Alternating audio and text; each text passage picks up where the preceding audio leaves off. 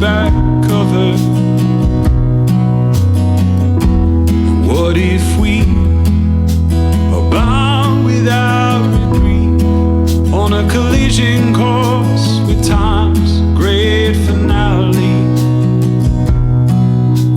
And I still believe, even though the light will fade, in your eyes of many vibrant colors.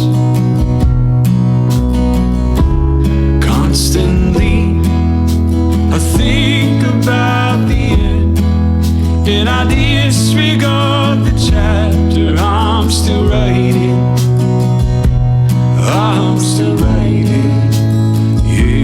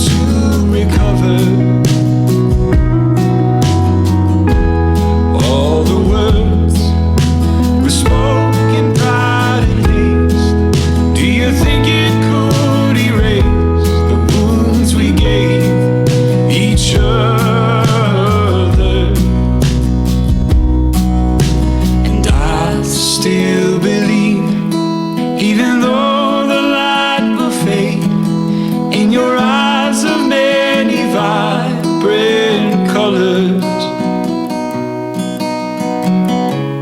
Constantly I think about the end, and I disregard the chapter I'm still writing. Yes, I still believe, even though they say I'm safe from the selfishness and crimes I've committed. Honestly, they continue to pretend, if they close their eyes and utter silent prayer.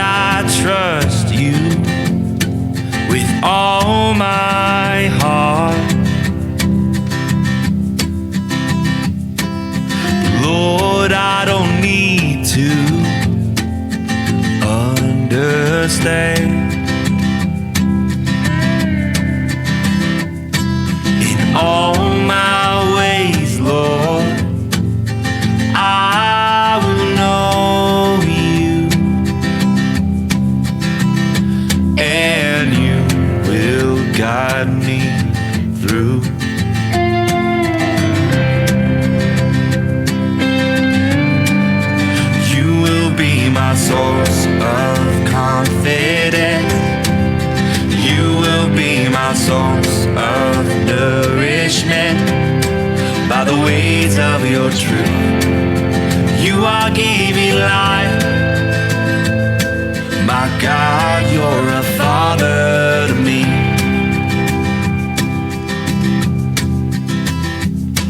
Let love and faithfulness never leave me. Let your wisdom always guide me.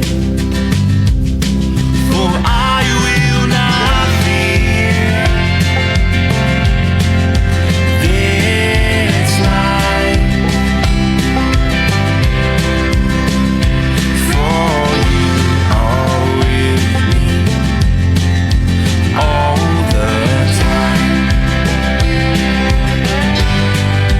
You will be my source of confidence. You will be my source of nourishment. By the ways of your truth, you are giving life. Oh my God, you're a father.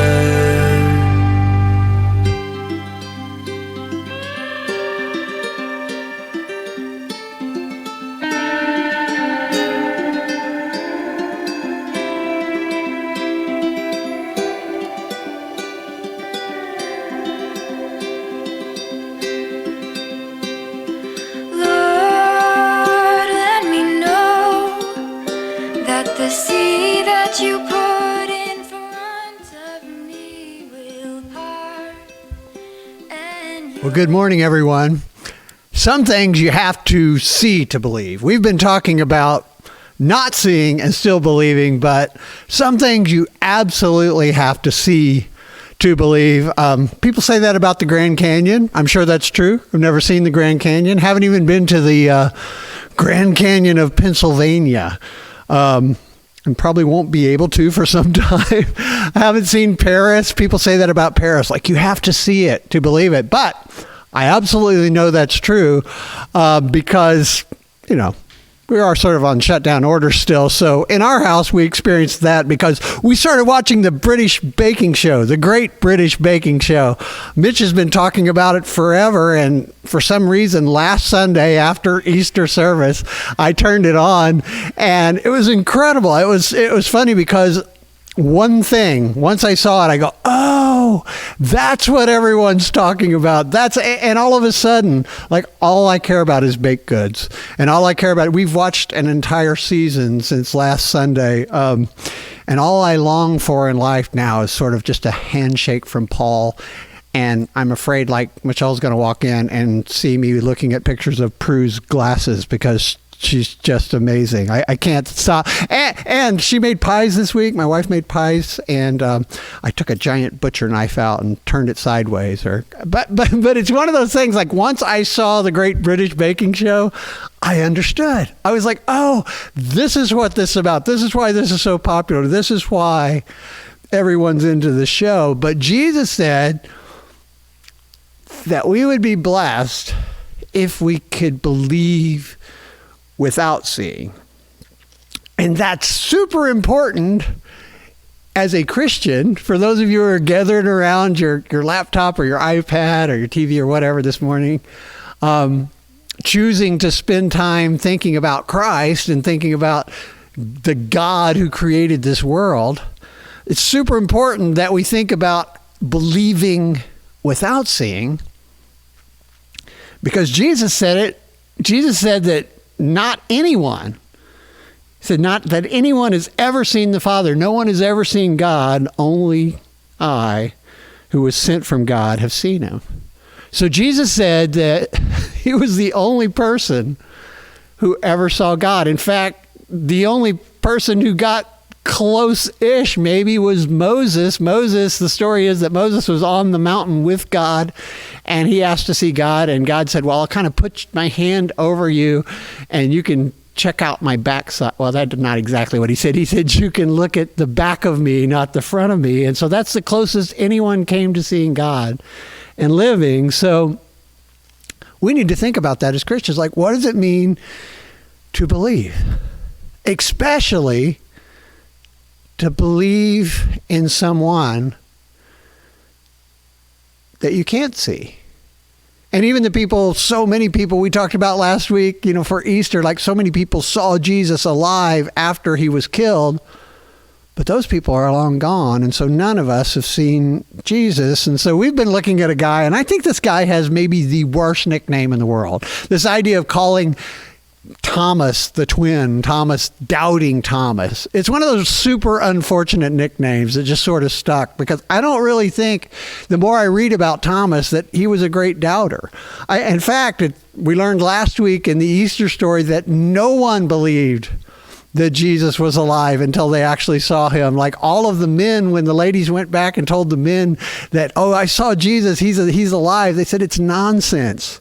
And so Thomas is the one who said, I'm not going to believe until I see the nail holes in his hand. I'm not going to believe until I touch the wound in his side. And we call him Doubting Thomas, but truthfully, no one believed. And so I want to read you a couple things just to start out with about Thomas. And you should check him out, because he's not the person you probably thought he is. He's not a guy who's just like, oh, never, he was completely sold out to following Jesus. In fact, here's a story that's kind of interesting where we find Thomas is in another resurrection. Thomas was there when Jesus' friend Lazarus died, and quite frankly, it seems like Jesus sort of let him die. They told him he was sick. He didn't go heal him. He didn't go visit him. And then he let him die and then brought him back from the dead. And so we picked that story up in John 11, and I just want to read this to you and check it out on the screen. It says, but his disciples objected. Rabbi, they said, only a few days ago, the people in Judea were trying to stone you. Are you going there again? So there is a problem in this story. Jesus is going, saying, we're going to go back and see my friend Lazarus. But unfortunately, he was not super popular in that town. They tried to kill him just days before. And Jesus replied, there are 12 hours of daylight every day, and during the day, people can walk safely. They can see because they have the light of this world. But at night, there is danger of stumbling because they have no light. Then he said, our friend Lazarus has fallen asleep, but now I will go and wake him up. And the disciples said, Lord, if he's sleeping, he'll soon get better. So they're thinking Jesus is saying, oh, he's had a tough time of it, but he's resting quietly. And what he actually meant was he's dead, because they thought Jesus meant Lazarus was simply sleeping, but Jesus meant Lazarus had died. So he told them plainly, Lazarus is dead, and for your sakes, I'm glad I wasn't there, for now you will really believe. But check out what Thomas says. Thomas says, okay, let's go see him. Let's go too and die with Jesus. So we don't get the picture of Thomas, this guy known for doubting, this guy known for, he didn't believe that Jesus was actually alive. He's actually, I want to call him like ride or die Thomas, because he's the only one who's, when it came down to it, like, okay, we're going to go back to Judea. We're probably going to get killed by the authorities, but Jesus says we're going back to visit Lazarus. So, all right, saddle up, let's go. And so I think what we should think of Thomas perhaps is, man, he's a guy you would want to be your friend. Thomas is a guy that you would want on your team, definitely. Thomas is a guy you would want to have your back in a fight, definitely, and on the board of your business or on the board of your church. He was a guy that could be counted on. In fact, he's the only guy who spoke up and said, all right, let's go back. And it's interesting because I don't think clearly Thomas was afraid of doing dangerous things. It's not that he didn't believe in Jesus, because he's willing to give his life to be with him. I think Thomas was actually really genuinely interested in making sure that Jesus was Jesus when he came back. Because we forget, like, the point of someone coming back from the dead, they'd already witnessed that. But Thomas just wasn't sure that this guy they'd been seeing was actually Jesus, and he was pretty hard to convince, obviously. Here's another thing I want to read about Thomas, because I just want you to know him better. Because if we're thinking like, how can we learn to do what Jesus said, to believe without seeing? What's that look like? I think we should know Thomas, because Thomas was not the guy you thought he was. Here's another story of Thomas from John 14. It says this. Jesus is talking to his disciples. He says, don't let your hearts be troubled. Trust in God and trust also in me. There's more than enough room in my Father's house. If this were not so, would I have told you that I'm going to prepare a place for you? And when everything is ready, I will come and get you, so that you will always be with me where I am. And you know the way to where I am going. And this is why I think we should know Thomas better, because Thomas asks the question that everyone else is thinking. He's like, no, we don't know, Lord. Thomas said, we have no idea where you're going. So how can we know the way? And then Jesus told him, and that's where we get this famous line from Jesus, I'm the way, the truth, and the life. No one can come to the Father except through me. If you had really known me, you would know who my Father is. From now on, you do know him and have seen him. Isn't it interesting that Jesus said the way that we would see the Father is seeing Jesus? And they got to see Jesus. They got to understand what God was like because they met him in the flesh. Jesus was God in the flesh. He was the Son of God. And so it's interesting that Thomas was the guy who raises his hand and asks the question everybody is thinking. Like, that's what you should know about Thomas, and I like him for that. I like him for the fact that, like, he's the guy in the meeting, you know, where everybody's just sitting and go, oh, yeah. I do not think that word means what you think it does, but not Thomas. Thomas goes, we don't know what you're talking about, Jesus. You keep saying you're going somewhere, and we've been traveling with you this whole time, but we don't know what you're talking about. Where are you going? And so I like that a lot about Thomas. And so it's no real surprise if you know Thomas that way. And it's unfortunate we call him Doubting Thomas, because it's not a real surprise then that when people told Thomas that Jesus is alive, that Thomas would simply say, hey, I'm not going to believe it unless I see the nail wounds in his hands and I put my fingers into them and I place my hand into the wound in his side. And I'm glad Thomas said that, because of that, like, we get another picture of how Jesus dealt with doubt, how Jesus dealt with people that weren't easily convinced, how Jesus didn't, you know, he didn't kick him out for not being like the most gullible guy. He didn't seem supremely happy with him, but he seemed like he rewarded him with evidence. He's like, all right, let's do this. Let me show you the nail holes, and you can if you want to stick your hand in there, all right. And so we get this picture of Thomas becoming fully convinced that Jesus is Christ. Now, here's where it gets good, because there's one more story of Thomas in the Gospels. And this is back to work Thomas. And I think back to work Thomas is way more important than Doubting Thomas, more important than the guy who raises his hand and asks the question that no one else will, Thomas. Certainly more important than Ride or Die Thomas. This Thomas is a guy who is convinced now. He's convinced that Jesus is the Christ.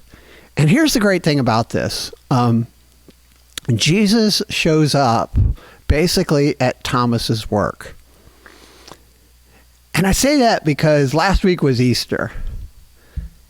And you know what? I really think, like, in spite of the fact it was so weird and you weren't here and we weren't together, like, it was a good Easter. Like, I really felt like, oh, wow, I celebrated the fact that Jesus is alive. And you could just feel that. You could, oh yeah, Jesus is alive, and I'm so happy to celebrate that. But guess what? Monday morning came, just like it came for Thomas and Peter and the other disciples. Like, Monday morning came, and it was either back to work, which used to be a bad thing. We're like, oh, Monday, back to work. Now it's like you were super excited if you went to work on Monday, and many of you were dealing with not being back to work on Monday. But life happened after the resurrection. Just like life happened after Easter. After last week, we took communion together and we went, Jesus is alive. God is in heaven and everything's going to be okay. But then Monday comes and maybe the bills come, or maybe you were checking your account hoping you got some money from the government. It didn't show, or it did show. And so you're sort of like, real life comes back, as weird as it is right now. And so I want to read this, and I'm so glad this happened. I'm so glad that we get to sort of go to work with Thomas and the other disciples and then see Jesus show up after he's resurrected, because I think it's super helpful to us today. And It says later, this is in John 21, in the very last chapter of this account. It says, later, Jesus appeared again to the disciples besides the Sea of Galilee. And this is how it happened. Several of the disciples were there. Simon Peter and Thomas, nicknamed the twin. That's our guy, Doubting Thomas, ride or die Thomas, the guy who asked the question Thomas. Nathanael from Cana in Galilee, the sons of Zebedee, and the two other disciples. And Simon Peter said, I'm going fishing. Now, I'm sure you've heard this preached, or I'm sure that you've heard in Sunday school, and we all think of it as like they got the canoe out and went fishing. Like, hey, we're going to go down to the lake and do a little fishing trip. Because we think of fishing in America, basically, unless you're a commercial fisherman, you think of it as recreation, trout season open, let's go fishing. That's not what this is. This is them going back to work. In fact, it says that they were at work. So this is, Jesus is alive, but we've got to get back to work. And so it says, Simon Peter said, I'm going fishing. We'll come too, they said. So they're all in. They're all back to normal, really, because their lives had been interrupted. Like they went from fishermen, many of them, fishermen, and then the guys who had joined them were like, well, I don't have my job anymore either, so I'll go fishing too.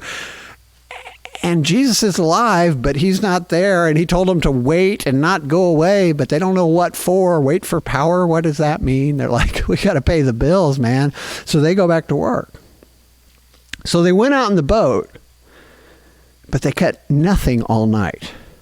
So once again, not fishing for pleasure. They're commercial fishing at night. And it says at dawn, Jesus was standing on the beach, but the disciples couldn't see who he was.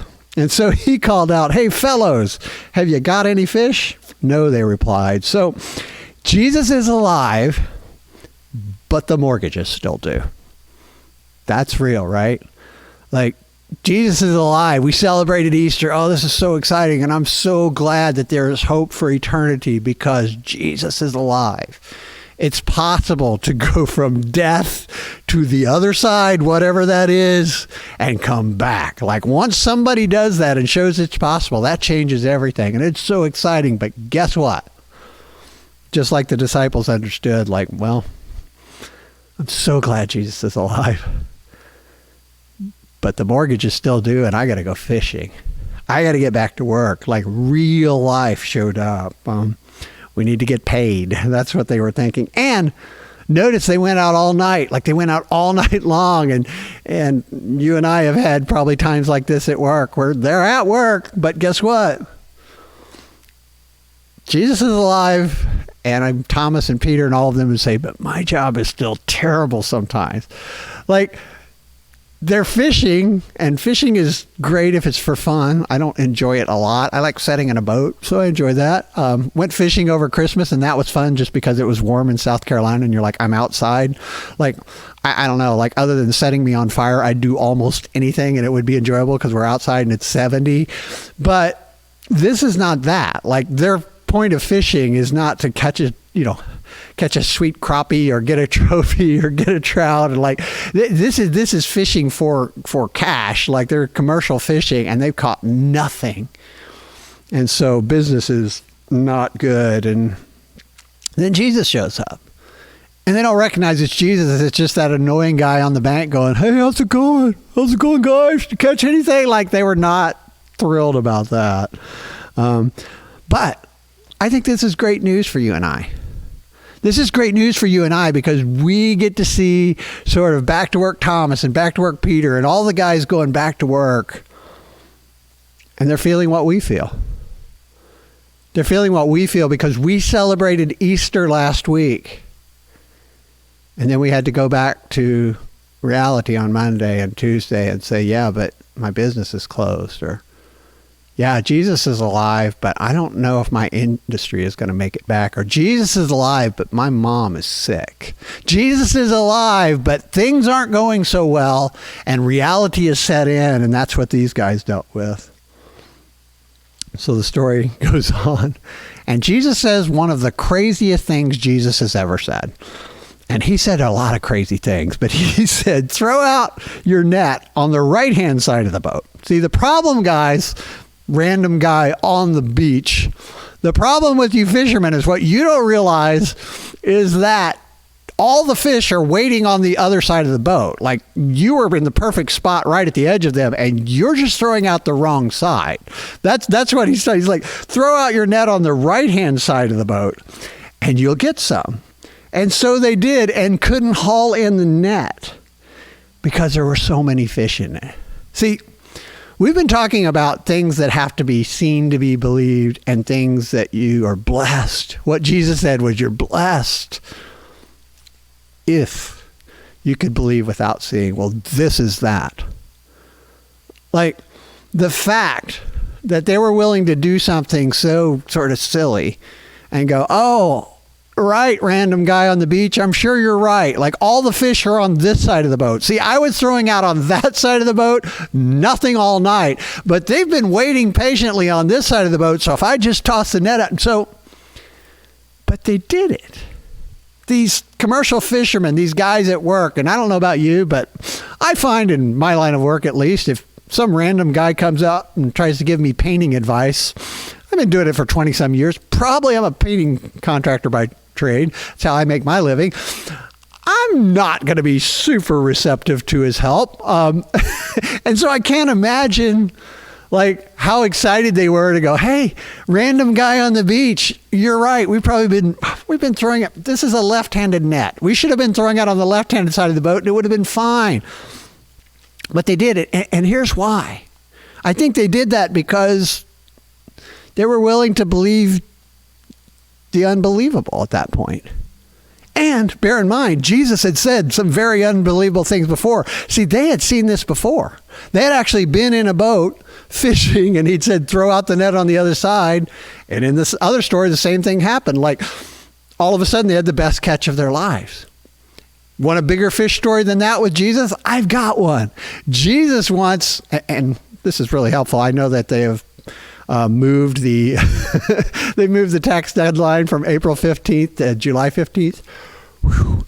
But some of us are still probably going to owe some taxes. So what Jesus said to Peter is, Peter came to Jesus and said, hey, they've been telling us we owe taxes, which makes me laugh because even back then they had to deal with that.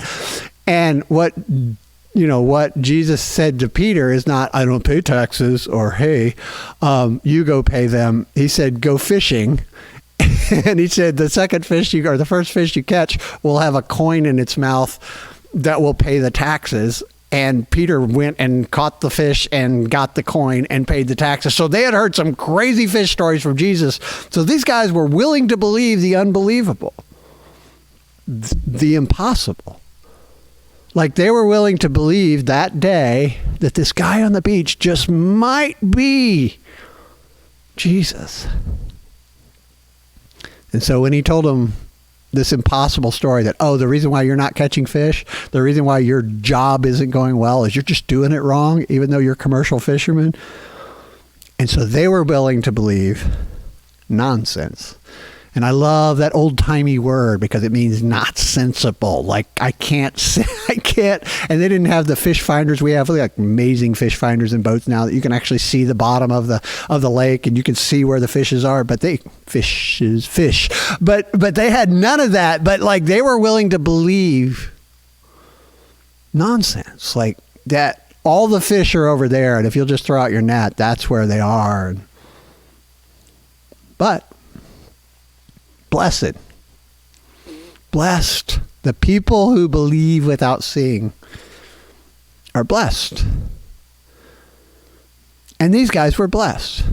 They were really blessed. They went from no fish, working all night for nothing, and they were commercial fishermen. I know in my line of work, like I always tell my son, like, there's one thing worse than not working, and it's working and losing money. And that's what they were doing. Like, they're out there all night, they're using their nets, they're using their supplies, they're spending their labor and got nothing. It's a bust. It's beyond a bust. You're going backwards. But blessed are those who believe without seeing. And all of a sudden, they went from the worst night of fishing to the best. In fact, we know it was the best. They said it was the best night of fishing they ever had. I think it's 153 fish we'll read. Like they kept the number. That's how you know it was great, because they wrote the number. When John talked to them years later, like they're like, yeah, it was 153 fish. I mean, it was like they remembered. It was memorable. It was like the biggest haul they'd ever caught. And I love this little detail. It says, because they believed without seeing, it said they had the biggest catch of fish they had ever had, and their nets didn't tear. And that means nothing to you and I. Like, big deal, their nets didn't tear. That's not a big miracle. It was a big miracle to commercial fishermen. Because what you don't realize about commercial fishermen is what they do during the daytime when they're not sleeping is mending their nets. They're fixing their nets. In fact, that's what they used to do when they would listen to Jesus. At night they would fish, and then the nets would get torn, the nets would get mangled, and well, you can't throw those out again because the fish will go right through. So they would spend their day working and repairing, and their hands were torn and rough from mending their nets. But it says, not this night. Not this night. Now, they had the best catch of fish they ever could imagine, and even their nets weren't tore. And see, I think this is so powerful. And I know it's just a fish story, and I know it's like, you're like, oh, that's a nice story, bro. But here's the thing. Like, all of a sudden, believing is not just for Sundays anymore. Like, all of a sudden, like, believing that Jesus is alive is a big deal. Now, it's great that he was alive. Like, they were saying, our friend is back. Like, the Romans weren't successful. They killed him, but look, he's back, and that's amazing. But all of a sudden, they realized in that moment that the fact that Jesus is back, like, he's still at work in our lives. Not just when we were out preaching, like we thought that was the thing. Like, we go with Jesus. We're his disciples. We follow him around the country, and we do miracles, and we heal people. And then he died, and thankfully he's back. He's alive. But we're not doing that preaching thing anymore. We're not traveling around doing miracles. It's very different. So we better go back to real life. We better get back to our jobs. The mortgage is due. The bills are coming up. Then Jesus does a miracle in real life. And I love these details. It says, then the disciple whom Jesus loved, that's John, said to Peter, basically saying, Jesus' best friend, said to Peter, it's the Lord. They realized, like, oh, Jesus, he's back. He did it again. And as soon as Simon Peter heard him say, it is the Lord, he wrapped his outer garment around him, for he had taken it off, and he jumped into the water. And the other disciples followed in the boat, towing the net full of fish, for they were not far from shore, about 100 yards. Look at the detail. Like, this is not some sort of allegory. This is not a parable. This is something they remembered. About 100 yards out, and when they landed, they saw a fire burning with coals on it and fish on it and some bread. So, a couple quick things that we should think about. Yo, Peter, why are you working in your tidy whities? That's weird. Don't really want to be in the boat with Peter, but actually, he took his outer garments on to keep them clean. And I want you to notice, too, another thing that's kind of interesting about this story is when they get back, they can see that Jesus is on and he's cooked breakfast, but he already has fish. Like, where does Jesus get the fish and bread? Like, that's the neat thing about this story, I think, is Jesus has got filet of fish, like, served up already. And that's kind of important to us because we think, oh, Jesus did a miracle so they could bring him some fish. Nope, don't be fooled by that. It's not like Jesus needed fish, already got his own fish. But I want to read on. In verse 10, it says this, and Jesus said, bring some of the fish you've just caught. And we could probably spend a week just talking about this. We won't, but it's kind of interesting going, Jesus performed a miracle at their job. Like, profits were zero. And then Jesus gives them the best fishing trip of their life. But he doesn't need their fish. He's already got fish of his own. It's not like, oh, I'll help you guys, but I need some fish. That's not what happens here. But then, I love the fact that he's like, well, bring some of your fish. So he invites them to share with him, but they didn't eat 153 fish that day, so they had plenty to cover expenses. So it's neat to think of how Jesus, like, does this miracle for them. and multiplies their efforts, not because he needs it, and then offers to allow them to share with him just like he does you and I. It says it was full of large fish, 153. But even with so many, the net was not torn. And Jesus said to them, come and have breakfast. And then it says this. It says, none of the disciples dared ask him, who are you? Like they knew. They know this is Jesus. They knew it was the Lord. And Jesus came and he took bread and he gave it to them. And he did the same with fish. This was now the third time Jesus appeared to his disciples after he raised them from the dead. So sort of a reenactment, once again, of that Last Supper that he had before he died, that we reenacted again, the Passover dinner that we had when we have communion. We could have done fish communion today, and you're welcome to do that at home if you'd like. Go get some frozen fish from the freezer and have fish communion. But it's once again like join me for breakfast. And Jesus spent time with them, and they knew that this was Jesus. And I love this story. I love this story because there's a move here, and there's a move that could happen for you and I if we allow it, if we take that next step. Because they went from believing in Jesus, like Jesus is alive, Jesus is the Messiah. He's not affected by death. Like he can walk through walls. He is something beyond. He is the Son of God. And that's one thing. Like, I guess if you believe that, I know you would be blessed by that, but that's not entirely what happened here. They didn't just believe in Jesus. They believed Jesus. They believed Jesus enough to go, okay, we're willing to throw the net out on the other side of the boat, even though that sounds impossible. We're willing to not only believe something we couldn't see, that you're alive, we're willing to believe what you say. We're willing to believe that things that we can't see are true, and we will listen to you, which is at the heart of what it would mean and what it does mean still to be a follower of Christ. If you're a Christian this morning, this is it. It's not just believing in Jesus, that Jesus was a historical figure. That's a good start. We need that. But it's actually getting to the point like the disciples where they believed Jesus. And so that's what I want to share with you this morning. And just take a moment. I was thinking, like, I want to talk to you personally, and it's weird. I wish you were here. And I'm just getting used to even looking at the camera. You notice a few weeks ago, I was kind of like, woo, and I was looking around, but like, I know where you're at now. So I'm on this thing. And Mitch did a great job, like making our whole setup look better. But I just wanted to talk to you about this.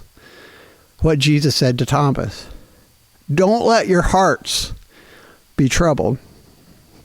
Trust in God, and you can trust also in me.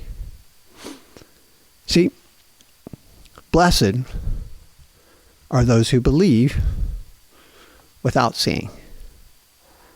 And I will tell you this morning that I've been blessed by something I can't see. Now, I want to be really, really careful here, and this is why I've sort of thought about not talking to you in this way, but I'm just going to do it because I was listening to a comedian that I really like. I like this guy. I was listening to his podcast this week, and he was saying, hey, man, this has been good for my family, and I just realized I need to take the entire year off and just stay at home and not work and not travel. And I hope more people will sort of take that same challenge. And I was listening to that. I was like, oh, I really liked you, but now I'm sort of angry because what you don't realize is for most of us, like if we decided to just take the year off and not work and not make any money, we probably wouldn't have a home to stay in at a certain point, and we would have to kill and eat our family because cannibalism would be the only way we would be able to eat. And so it was so out of touch and so sort of like, and you see this a lot. And so it's really dangerous to sort of go, hey, God's blessed me and my life's good, because it feels out of touch. If your life is worse than mine or you're going through something, I really understand that. And so I don't want to like compare stories. I just want to tell you from our family that believing and trusting in Jesus has made a difference for us. Because I don't know where you're at in this thing. I'll tell you where I'm at. Like, I get scared and I get concerned, and it's interesting because, like, I'm responsible for a few things in this life, probably not responsible as much as some of you. Some of you have much larger responsibilities and some of you have less, but I'm responsible for, making an income for our family. Notice I didn't say I was the only one who worked in our family, because the girls work a lot, but mine is the one that makes money, so I'm concerned about that. I'm learning things. And I'm responsible for Action Church with a team, and Action Church is a place that gathers people and you would voluntarily put your money in a box or swipe a card, and we're not doing any of that now. And if you've noticed, I am so terrible at this because I keep forgetting to even ask you to give.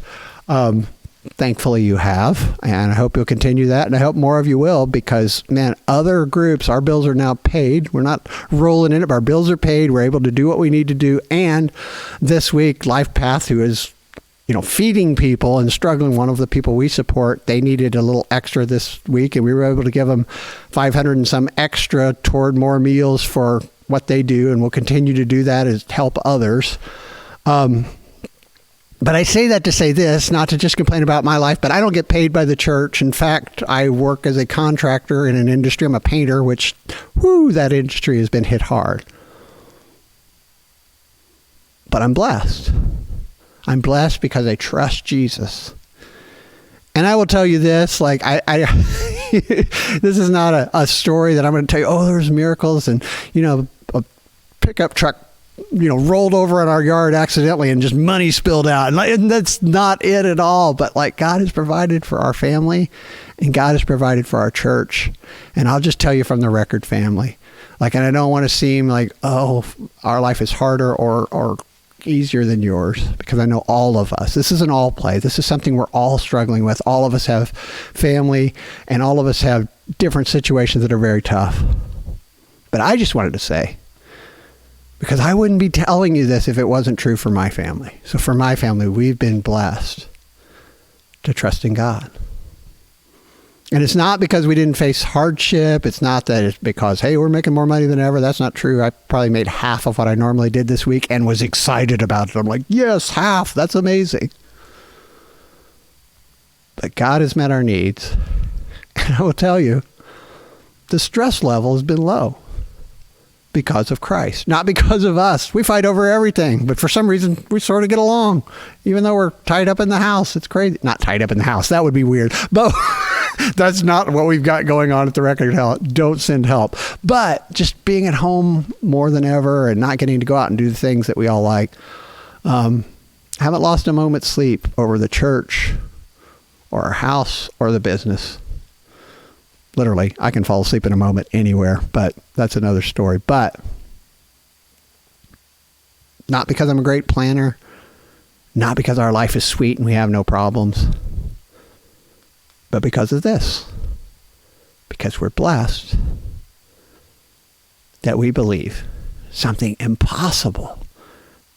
That Jesus is alive, and it doesn't just matter on Easter Sunday. Jesus is alive, and it matters when the mortgage is due. Jesus is alive, and it matters when you're having a terrible day at work. Jesus is alive when you don't know how you're going to pay the bills. Jesus is alive when someone in your family is sick and you can't do anything about it. In fact, you can't even visit them. And believing isn't just for Sundays, because Jesus said, don't let your hearts be troubled. Trust in God. You can place your trust in me. Even though you can't see me, even though you don't know what I'm going to do. Like, I love this story because Jesus tells them to do something crazy. It works, and then he invites them to share the fish that they caught. But he didn't need them. He already had his own, and that is what I'm saying to you this morning.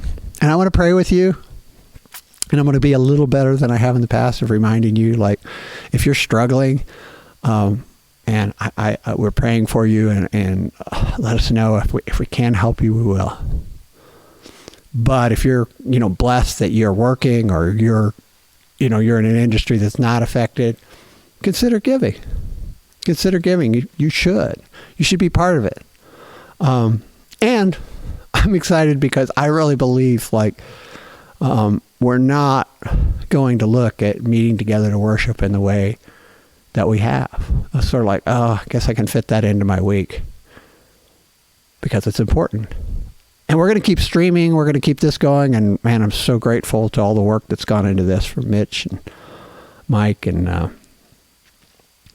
But there's something that can't be duplicated until we're back together.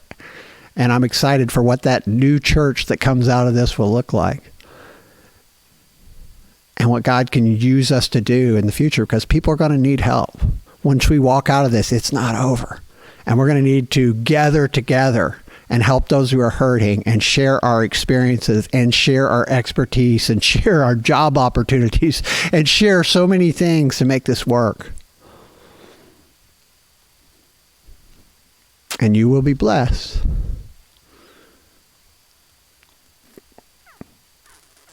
If you believe in the unseen.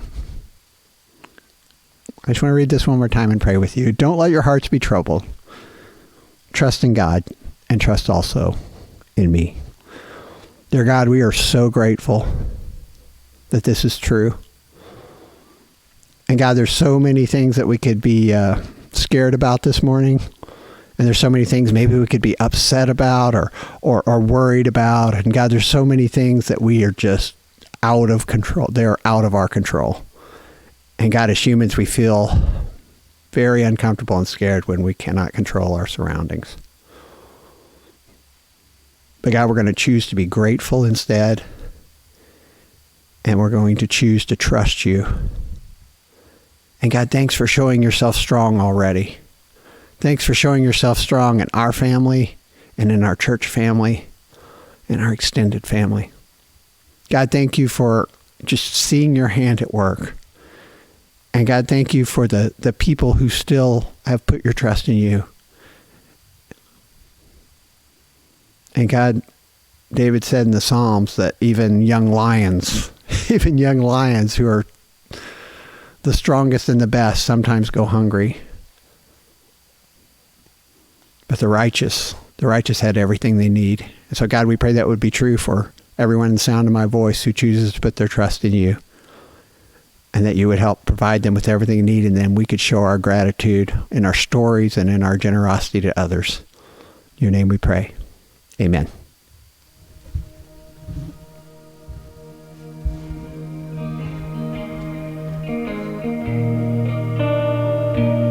I will not be the only one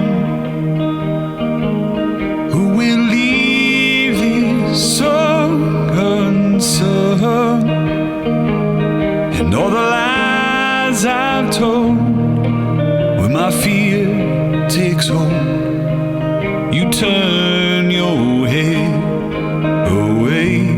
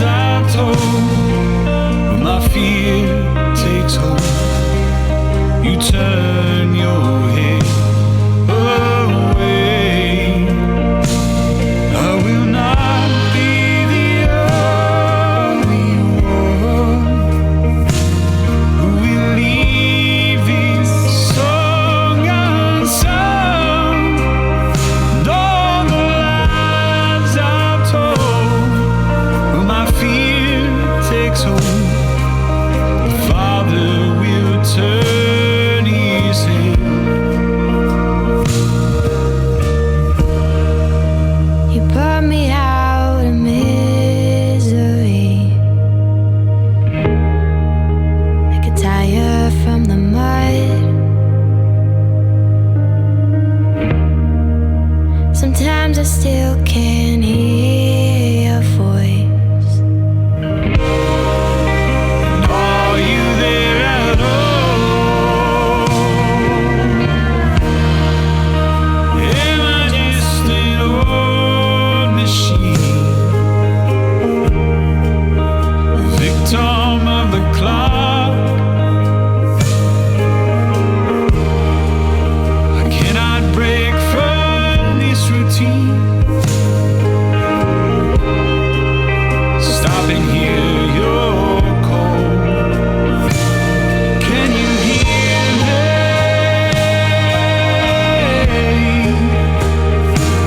Can you hear me?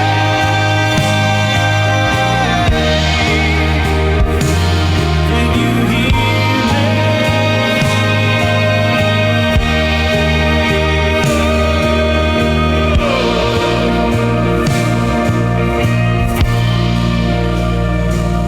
I will not be the only one who will leave this song unsung. And all the days that passed since I saw you last, my friend,